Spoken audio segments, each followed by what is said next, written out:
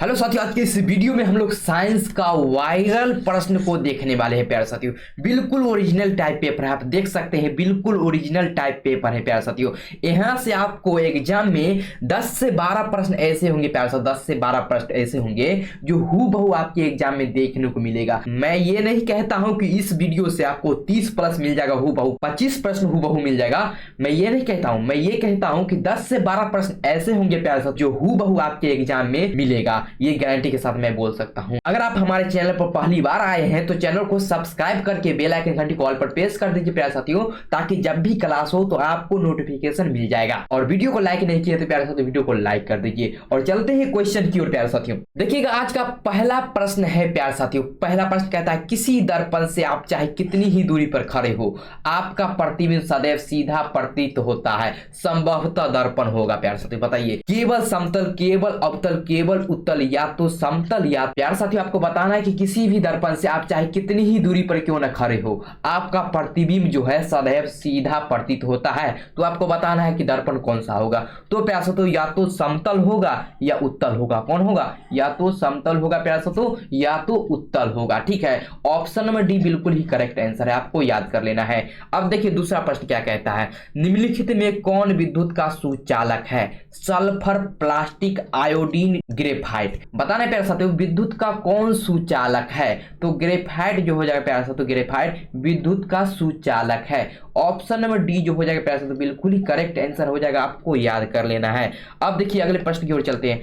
अगला प्रश्न कहता है, इनमें कौन प्रकाश संश्लेषी अंगक है? प्यारे साथियों पत्ती, स्ट्रोमा, ग्राना, हरित लवक। तो प्यारे साथियों आपको बताना है प्रकाश संश्लेषी अंगक कौन है। तो हरित लवक बिल्कुल ही सही आंसर हो जाएगा। ठीक है, हरित लवक क्या है? प्रकाश संश्लेषी अंगक है। ठीक है, ऑप्शन नंबर डी बिल्कुल ही सही आंसर हो जाएगा, आपको याद कर लेना है। अब देखिए चौथा प्रश्न क्या कहता है, निम्नलिखित में से किस लेंस को अभिसारी लेंस कहते हैं? प्यारे साथियों उत्तल लेंस, अवतल लेंस, ए और बी दोनों, या बाइफोकल लेंस। आपको बताना है प्यारे साथियों किस लेंस को हम लोग अभिसारी लेंस भी कहते हैं। किस लेंस को हम लोग अभिसारी लेंस भी कहते हैं? तो उत्तल लेंस हो जाएगा। क्या हो जाएगा? उत्तल लेंस को हम लोग अभिसारी लेंस भी कहते हैं। ठीक है, अगर पूछ दिया जाए प्यारे साथियों तो अपसारी लेंस किसे कहते हैं? अपसारी लेंस किस लेंस को कहते हैं? तो अवतल लेंस को अपसारी लेंस कहते हैं। ठीक है, ऑप्शन नंबर ए यहाँ पर बिल्कुल ही सही आंसर हो जाएगा, आप लोग को याद कर लेना है। अगला प्रश्न कहता है प्यारे साथियों, लिटमस विलयन बैंगनी रंजक होता है जो निम्न किससे निकाला जाता है? प्यारे साथियों लाइकेन से, लाल पत्ता गोभी से, हल्दी से, पेटूनिया फूल से। तो प्यारे साथियों आपको बताना है कि लिटमस विलयन जो होता है बैंगनी रंजक होता है जो किससे निकाला जाता है? तो लाइकेन से निकाला जाता है, आपको ध्यान में रखना है। ठीक है, लाइकेन ऑप्शन नंबर ए हो जाएगा बिल्कुल ही सही आंसर, आपको याद कर लेना है। अब देखिए अगला प्रश्न क्या कहता है, निम्नलिखित में किसके कारण वर्षा होती है? CO2, SO2, CO या Cl2। तो प्यारे साथियों वर्षा किसके कारण होती है? वर्षा किसके कारण होती है? तो SO2 के कारण होती है, आपको याद कर लेना है। ठीक है, ऑप्शन नंबर बी जो हो जाएगा प्यारे साथियों बिल्कुल ही सही आंसर हो जाएगा, आपको याद कर लेना है। अब देखिए अगला प्रश्न क्या कहता है, 7 नंबर, मेंडल ने अपने प्रयोग में किस पौधे का चयन किया? मटर, सेम, चना, सभी। तो प्यारे साथियों मेंडल ने अपने प्रयोग में मटर के पौधे का चयन किया था। ठीक है, किस पौधे का? मटर के पौधे का चयन किया था। ऑप्शन नंबर ए जो हो जाएगा बिल्कुल ही सही आंसर हो जाएगा, आपको याद कर लेना है। अब देखिए अगला प्रश्न क्या कहता है, वायुमंडल में प्रकाश का कौन सा वर्ण जो होता है अधिक प्रकीर्णन करता है? लाल, नीला, पीला, नारंगी। तो प्यारे साथियों आपको बताना है कि वायुमंडल में प्रकाश का कौन सा रंग जो होता है सबसे अधिक प्रकीर्णन करता है? तो नीला रंग। कौन हो जाएगा? नीला रंग जो होता है सबसे अधिक प्रकीर्णन करता है। ऑप्शन में भी बिल्कुल यहाँ पर सही आंसर हो जाएगा, आप लोगों को याद कर लेना है। और सबसे कम प्रकीर्णन कौन सा रंग करता है? तो लाल हो जाएगा, लाल सबसे कम प्रकीर्णन करता है। ठीक है, ये भी आपको ध्यान रखना है। अब देखिए अगला प्रश्न कहता है, किस धातु को चाकू से सरलता से काटा जा सकता है? लोहा, तांबा, कैल्शियम, सोडियम। तो पैसा तो आपको बताना है कि कौन सा धातु है जिसे सरलता से काटा जा सकता है। तो हो जाएगा प्यार से तो सोडियम। क्या हो जाएगा? सोडियम। या कभी कभी ऑप्शन में लिथियम भी रहता है, लिथियम भी रहता है। ठीक है, लिथियम भी रहता है और पोटेशियम भी रहता है, ये दोनों भी आपको याद रख लेना है। ठीक है, पोटेशियम भी रहता है, आपको याद रख लेना है। ऑप्शन नंबर डी बिल्कुल यहाँ पर सही आंसर हो जाएगा, आपको ध्यान में रखना है। अब चलते हैं अगले प्रश्न की ओर। देखिए अगला प्रश्न कहता है निम्नलिखित में से कौन नेत्र का रंगीन भाग होता है? कॉर्निया, रेटिना, परितारिका, पुतली। आपको बताना है कि नेत्र का रंगीन भाग कौन सा होता है। नेत्र का रंगीन भाग कौन सा होता है? तो परितारिका होता है। ठीक है, कौन सा होता है? परितारिका होता है, या इसी को इंग्लिश में हम लोग आइरिस बोलते हैं। ठीक है, आइरिस बोलते हैं। ऑप्शन में कभी कभी आइरिस भी दिया रहेगा तो आपको घबराना नहीं है, आइरिस रहे या परितारिका रहे ऑप्शन देख कर आपको लगाना है आंसर। ठीक है, ऑप्शन नंबर सी यहाँ पर बिल्कुल ही सही आंसर हो जाएगा, आपको याद कर लेना है। अब चलते हैं अगले प्रश्न की ओर। देखिए अगला प्रश्न कहता है स्पेक्ट्रम प्राप्त करने के लिए किसका उपयोग किया जाता है? कांच की सिल्ली, अवतल दर्पण, उत्तल लेंस, प्रिज्म। तो प्यासा तो स्पेक्ट्रम प्राप्त करने के लिए हम लोग प्रिज्म का उपयोग करते हैं। ठीक है, किसका उपयोग करते हैं? प्रिज्म का उपयोग करते हैं, प्रिज्म का उपयोग किया जाता है। ठीक है, ऑप्शन नंबर डी जो हो जाएगा बिल्कुल ही सही आंसर हो जाएगा, आपको याद कर लेना है। अब देखिए अगला प्रश्न क्या कहता है, 12 नंबर कहता है क्लोरोफिल वर्ण का रंग है, बताइए हरा, नीला, लाल, सफेद। तो प्यासा तो क्लोरोफिल वर्ण का रंग जो होता है हरा होता है। कैसा होता है? हरा होता है। ऑप्शन में ए जो हो जाएगा बिल्कुल ही सही आंसर हो जाएगा, आपको याद कर लेना है। अब देखिए अगला प्रश्न कहता है निम्नलिखित में से कौन विद्युत का सबसे अच्छा चालक है? चांदी, लोहा, नाइक्रोम, रबर। तो प्यासा तो विद्युत का सबसे अच्छा चालक कौन हो जाएगा? ऑप्शन में तो चांदी हो जाएगा। कौन हो जाएगा?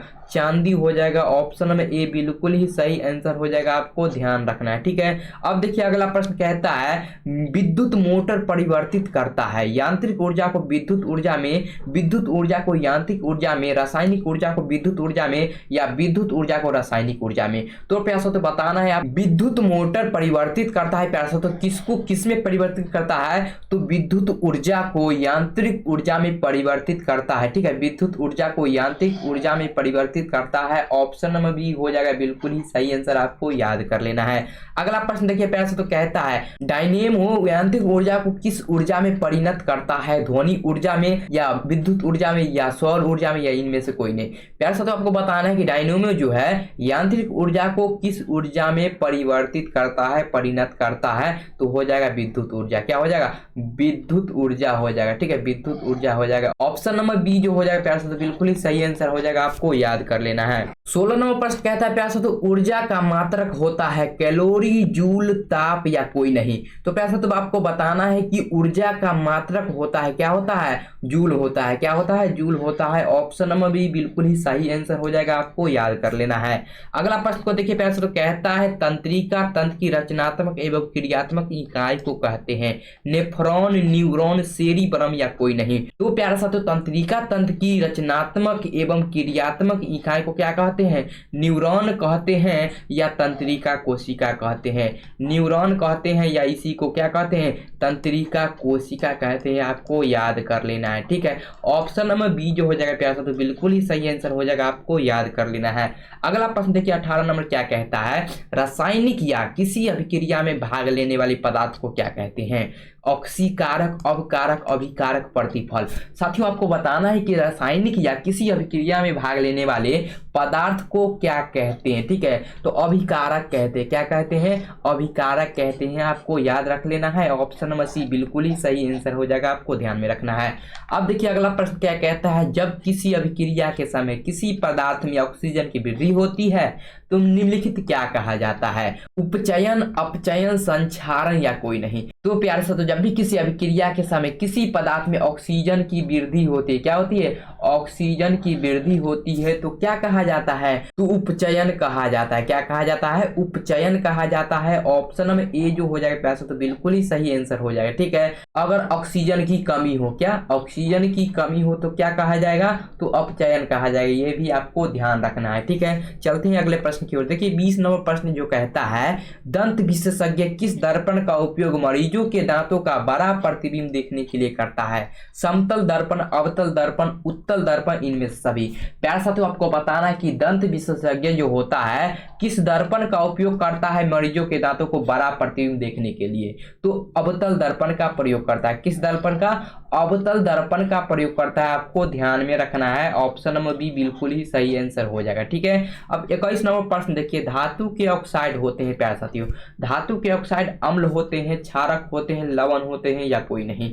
तो प्यारे साथियों धातु के ऑक्साइड जो होते हैं, धातु के ऑक्साइड क्षारक होते हैं। क्या होते हैं? क्षारक होते हैं। ऑप्शन नंबर बी जो हो जाएगा बिल्कुल ही सही आंसर हो जाएगा, आपको ध्यान में रखना है। अब अगला प्रश्न देखिए पैसा तो 22 नंबर कहता है निकट दृष्टि दोष का निवारण किस लेंस से किया जाता है? उत्तल लेंस, अवतल लेंस, बाइफोकल लेंस, कोई भी लेंस। तो पैसा तो आपको बताना है कि निकट दृष्टि दोष का निवारण किस लेंस से किया जाता है? तो अवतल लेंस से किया जाता है। ठीक है, किस लेंस से किया जाता है? अवतल लेंस से किया जाता है। अगर पूछ दिया जाए दूर दृष्टि दोष का निवारण किस लेंस से करते हैं प्यासा, तो किस लेंस से करते हैं? तो उत्तल लेंस से करते हैं। आपको ये भी ध्यान रखना है, उत्तल लेंस से करते हैं। ठीक है, ऑप्शन नंबर बी यहाँ पर बिल्कुल ही सही आंसर हो जाएगा, आपको ध्यान में रखना है। अब अगला प्रश्न है 23 नंबर प्यासा, देखिए सोडियम का परमाणु संख्या है, बताना है सोडियम का परमाणु संख्या 11, 10, 12, 14। तो बताइए सोडियम का परमाणु संख्या जो है कितना है? तो 11 है। कितना है? 11 है। ऑप्शन नंबर ए बिल्कुल ही सही आंसर हो जाएगा, आपको याद कर लेना है। अगला प्रश्न प्यासा तो कहता है फॉर्मिक अम्ल का आयुपीएसी नाम क्या है? बताना है फॉर्मिक अम्ल का आयुपीएसी नाम। मेथेनोइक अम्ल, एथेनोइक अम्ल, प्रोपेनोइक अम्ल, इनमें से कोई नहीं। तो प्यारा सा तो फॉर्मिक अम्ल का आयुपीएसी नाम मेथेनोइक अम्ल। क्या है? मेथेनोइक अम्ल। ठीक है, मेथेनोइक अम्ल। इसका सूत्र क्या होता है? HCOOH। आपको ध्यान में रखना है। क्या होता है सूत्र? HCOOH। आपको ध्यान में रखना है। ऑप्शन नंबर ए जो हो जाएगा प्यासा, तो ऑप्शन नंबर ए बिल्कुल ही सही आंसर हो जाएगा, आपको ध्यान में रखना है। चलिए अगले प्रश्न की ओर बढ़ते हैं। देखिए 25 नंबर प्रश्न कहता है ऑक्सीजन के दो परमाणुओं के बीच कितने आबंध पाए जाते हैं? 1, 2, 3, कोई नहीं। आपको बताना है कि ऑक्सीजन के दो परमाणु के बीच कितने आबंध पाए जाते हैं? तो 2 आबंध पाए जाते हैं। कितने आबंध पाए जाते हैं? 2 आबंध पाए जाते हैं। ऑप्शन नंबर बी जो हो जाएगा बिल्कुल ही सही आंसर हो जाएगा, आपको याद कर लेना है। अगला प्रश्न देखिए कहता है आधुनिक आवर्त सारणी की क्षितिज कतारें निम्न में क्या कहलाती है? आवर्त कोष समूह या कोई नहीं। तो प्यार सा तो आधुनिक आवर्त सारणी के क्षितिज कतार को क्या कहते हैं? क्षितिज कतार को आवर्त कहते हैं। क्या कहते हैं? आवर्त कहते हैं। आपको ध्यान में रखना है। ठीक है, अगर कहेगा उदाग्र कतार, क्या उदाग्र कतार, तो उदाग्र कतार को क्या कहेंगे? तो समूह कहेंगे। समूह जिसको वर्ग भी कहा जाता है। ठीक है, जिसे वर्ग भी कहा जाता है, आपको ध्यान में रखना है। यहाँ पर ऑप्शन नंबर ए बिल्कुल ही सही आंसर हो जाएगा, आपको ध्यान में रखना है। अगला प्रश्न कहता है 27 नंबर देखिएगा चिपको आंदोलन किससे संबंधित है? वन संरक्षण से, मृदा संरक्षण से, जल संरक्षण या वृक्षारोपण से। तो पैसा तो बताना है कि चिपको आंदोलन किससे संबंधित है? तो वन संरक्षण से संबंधित है। आपको ध्यान में रखना है, वन संरक्षण से संबंधित है। ऑप्शन नंबर ए जो हो जाएगा बिल्कुल ही सही आंसर हो जाएगा, आपको याद कर लेना है। अब देखिए अगला प्रश्न जो कहता है निम्नलिखित में से किसका अपवर्तनांक सबसे अधिक होता है? वायु, बर्फ, कांच या हीरा। तो पैसा तो बताना कि किसका अपवर्तनांक सबसे अधिक होता है? तो हीरा का अपवर्तनांक जो होता है सबसे अधिक होता है। ठीक है, आपको याद कर लेना है। कितना होता है? तो 2.42। ऑप्शन नंबर डी बिल्कुल ही यहाँ पर सही आंसर हो जाएगा। ठीक है, अब देखिए अगला प्रश्न कहता है 29 नंबर मछली के हृदय में कोष्ठकों की संख्या 2, 3, 4 केवल 1। आपको बताना है कि मछली के हृदय में कोष्ठकों की संख्या कितनी होती है? तो 2 होती है। कितनी होती है? 2 होती है। ऑप्शन नंबर ए जो हो जाएगा बिल्कुल ही सही आंसर हो जाएगा, आपको याद कर लेना है। अब चलते हैं अगले प्रश्न की ओर। देखिए अगला प्रश्न कहता है खुला परिसंचरण तंत्र किसमें पाया जाता है? मनुष्य में, कॉकरोच में, घोड़ा में, ऊंट में। तो प्यासा तो खुला परिसंचरण तंत्र जो होता है कॉकरोच में पाया जाता है। किस में पाया जाता है? कॉकरोच में पाया जाता है। ऑप्शन नंबर बी जो हो जाएगा बिल्कुल ही सही आंसर हो जाएगा, आपको याद कर लेना है। अगला प्रश्न देखिए पैसा तो कहता है निम्नलिखित में कौन लेंस की क्षमता का मात्रक है? जूल, वाट, डायोप्टर या अर्ग। तो पैसा तो लेंस की क्षमता का मात्रक क्या हो जाएगा? लेंस की क्षमता का मात्रक डायोप्टर हो जाएगा। क्या हो जाएगा? डायोप्टर हो जाएगा। ठीक है, ऑप्शन नंबर सी जो हो जाएगा पैसा तो बिल्कुल ही सही आंसर हो जाएगा, आपको याद कर लेना है। अगला प्रश्न देखिए पैसा तो कहता है किसे रासायनिक दूत कहा जाता है? उद्दीपक, पाचक रस, हार्मोन या आवेग। प्यारे साथियों आपको बताना है कि किसे जो है रासायनिक दूत कहा जाता है? तो हार्मोन को रासायनिक दूत कहा जाता है, आपको याद कर लेना है। ऑप्शन नंबर सी जो हो जाएगा बिल्कुल ही सही आंसर हो जाएगा। अब देखिए अगला प्रश्न कहता है 33 नंबर सौर कुकर के लिए कौन सा दर्पण सर्वाधिक उपयुक्त होता है? समतल दर्पण, अवतल दर्पण, उत्तल दर्पण, अवतल लेंस। आपको बताना है कि सौर कुकर के लिए कौन सा दर्पण जो होता है, कौन सा दर्पण दर्पण सर्वाधिक उपयुक्त होता है, ठीक है, यानी सबसे अधिक उपयुक्त होता है, तो होता है अवतल दर्पण। कौन सा दर्पण? अवतल दर्पण होता है, ठीक है। ऑप्शन नंबर बी जो हो जाएगा प्यार साथियों बिल्कुल ही सही आंसर हो जाएगा। अब देखिए 34 नंबर प्रश्न क्या कहता है, अलैंगिक जनन मुकुलन द्वारा होता है, किसमें होता है? अमीबा में या यीस्ट में या प्लाज्मोडियम में या लेशमोनिया में? प्यार साथियों अलैंगिक जनन मुकुलन विधि द्वारा यीस्ट में होता है, किसमें होता है? यीस्ट में होता है, आपको याद कर लेना है। ऑप्शन नंबर बी जो हो जाएगा बिल्कुल ही सही आंसर हो जाएगा, ठीक है। अब देखिए अगला प्रश्न क्या कहता है 35 नंबर, निम्न में से कौन मानव में मादा जनन तंत्र का भाग नहीं है? अंडाशय, गर्भाशय, शुक्रवाहिका, डिंबवाहिका। आपको बताना है प्यार साथियों कौन जो है मादा जनन तंत्र का भाग नहीं है, ठीक है। मादा जनन तंत्र का भाग नहीं है तो कौन हो जाएगा? शुक्रवाहिका जो हो जाएगा प्यार साथियों मादा जनन तंत्र का भाग नहीं है, ठीक है। ऑप्शन नंबर सी जो हो जाएगा प्यार साथियों बिल्कुल ही सही आंसर हो जाएगा, आपको याद कर लेना है। अगला प्रश्न देखिए 36 नंबर कहता है, यदि किसी बिंब का प्रतिबिंब का आवर्धन ऋणात्मक है तो उस प्रतिबिंब की प्रकृति क्या होगी? वास्तविक और उल्टा, वास्तविक और सीधा, आभासी और सीधा, आभासी और उल्टा। तो प्यार साथियों जब भी किसी बिंब का प्रतिबिंब का आवर्धन ऋणात्मक होगा प्यार साथियों तो उसका प्रतिबिंब की प्रकृति जो होगा वास्तविक और उल्टा होगा, ठीक है। वास्तविक और उल्टा होगा, ठीक है। जब भी ऋणात्मक होगा तो उसका प्रतिबिंब कैसा बनेगा? वास्तविक बनेगा और उल्टा बनेगा, आपको ध्यान में रखना है। ऑप्शन में ए जो हो जाएगा प्यार साथियों बिल्कुल ही सही आंसर हो जाएगा। अब देखिए अगला प्रश्न क्या कहता है, निम्नांकित में से कौन सा अवशेषी अंग मानव में पाया जाता है? रीढ़ की हड्डी, अंगूठा, नाक या अपेंडिक्स? प्यार साथियों आपको बताना है कि मानव में कौन सा अवशेषी अंग पाया जाता है प्यार साथियों, तो हो जाएगा अपेंडिक्स। क्या हो जाएगा? अपेंडिक्स हो जाएगा, ठीक है। ऑप्शन नंबर डी जो हो जाएगा बिल्कुल ही सही आंसर हो जाएगा।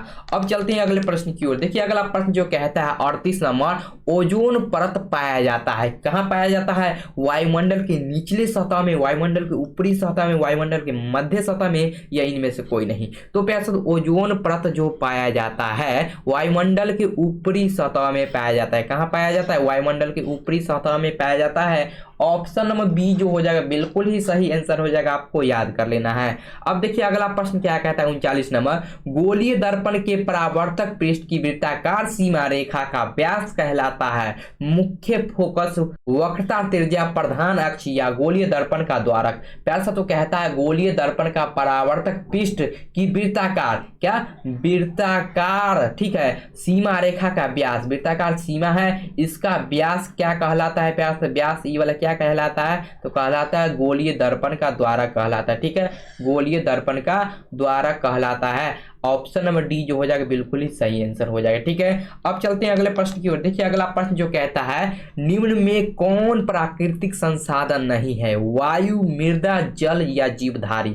तो प्यार साथियों प्राकृतिक संसाधन कौन नहीं होगा यहाँ पे? तो जीवधारी नहीं होगा, ठीक है। जीवधारी प्राकृतिक संसाधन नहीं है। ऑप्शन नंबर डी जो हो जाएगा प्यार साथियों बिल्कुल ही सही आंसर हो जाएगा, आपको ध्यान रखना है, ठीक है। अब देखिए अगला प्रश्न क्या कहता है, आवर्त सारणी के प्रथम वर्ग के सदस्य होते हैं अम्लीय धातु, अक्रिय धातु, क्षारीय धातु या मिश्र धातु? आपको बताना कि आवर्त सारणी के प्रथम वर्ग के सदस्य को क्या कहते हैं? तो क्षार धातु कहते हैं, ठीक है, क्षारीय धातु कहते हैं, आपको याद रख लेना है। ऑप्शन नंबर सी जो हो जाएगा प्यार साथियों बिल्कुल ही सही आंसर हो जाएगा। प्यार साथियों आज के इस वीडियो में बस इतना ही क्वेश्चन था। अगर वीडियो पसंद आया हो तो प्यार साथियों वीडियो को लाइक कर दीजिए और चैनल को सब्सक्राइब नहीं किए हैं तो चैनल को सब्सक्राइब करके बेल आइकन घंटी को ऑल पर प्रेस कर दीजिए, जिससे क्या होगा जब भी क्लास हो उसका नोटिफिकेशन आप तक पहुंच जाएगा, ठीक है। अगर साथियों पीडीएफ प्राप्त करना चाहते हैं तो नीचे टेलीग्राम चैनल, व्हाट्सएप ग्रुप का लिंक दिया गया है, जाइए ज्वाइन कीजिए और वहां से फ्री में पीडीएफ पाइए, ठीक है। साथियों मिलते हैं नेक्स्ट वीडियो में, तब तक के लिए जय हिंद, जय भारत।